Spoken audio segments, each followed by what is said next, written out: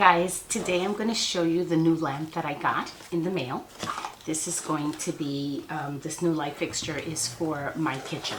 I bought this light fixture on Amazon. You'll find a link below.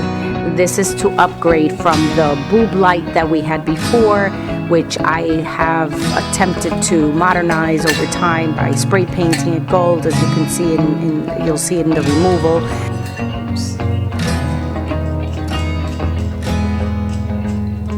One of the things that I want to tell you about the light fixture is you should use a Phillips screwdriver as the instructions indicate. Make sure not to over tighten this. So you just want to make sure that you follow through. It took me a little bit to finally get it together on this one.